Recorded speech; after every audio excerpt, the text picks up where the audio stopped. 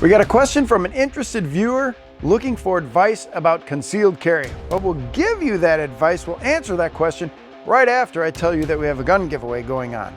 It's happening right now, it's absolutely free, but it ends really soon. So all you need to do is click that link in the description down below to find out which brand new gun you could win.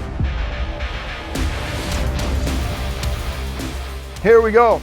Toby from somewhere in Southern California, looking for good advice when it comes to going about getting your CCW. I'm in no rush to do this because I'm just 18 and I'd like to know where to start when 21 kicks in. Well, I guess you can't get your gun till you're 21, can you, Toby? My first question is, what are some great brands that I should be looking at when it comes to firearms, especially for my first handgun?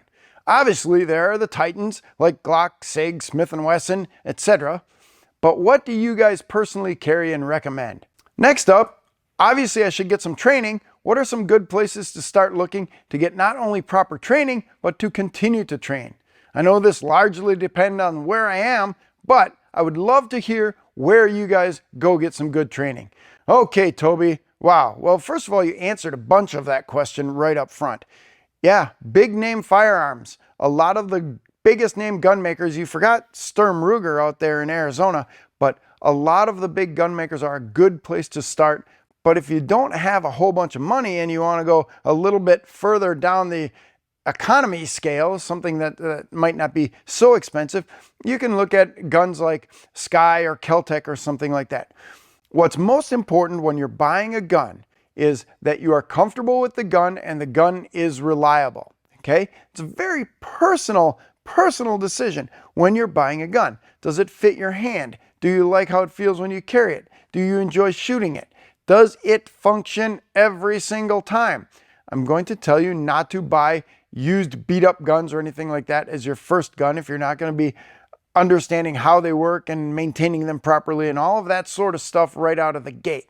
So go get yourself a new gun from any of the well-known gun makers. And truly, to me, doesn't matter what the brand is. I look at guns very cynically.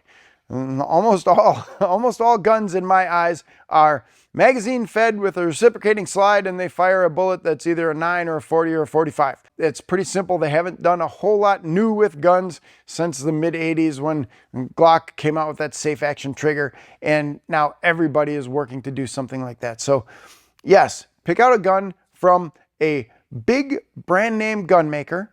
And it doesn't have to be one of the huge ones that's costing you $1,000 or anything like that. You can find a good functional firearm for probably in the $400 range.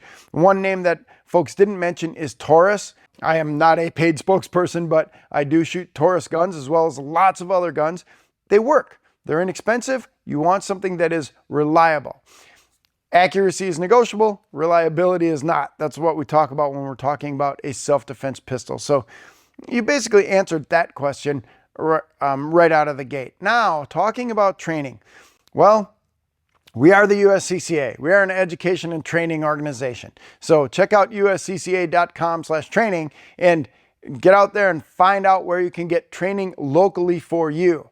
And then start asking around at your local gun shops, where are people going for training and what do they think of the training that they're getting?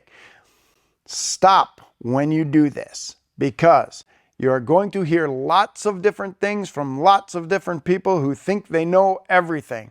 So you're going to have to take the advice you get with a grain of salt, and you're going to have to go to some training classes to understand which ones are good and which ones are bad, which ones work for you and which ones don't work for you. Some of the biggest training schools in the country, very well respected, places like Gunsight, they will give you great training. They are expensive, the classes are long, you shoot lots of ammunition, but you can walk into a place like Gunsight with no experience whatsoever and come out doing a great job as a concealed carrier. There are shooting schools all around the country, from out in Florida to up in Oregon, all over the place. So you're just going to have to do some research, and you're going to have to ask people, read the reviews, find out what people are saying about them online, and then honestly bite the bullet and go. Get some training and then get some more training. Then compare what you got to what you already had and start asking very, very serious questions about, does this training work for me?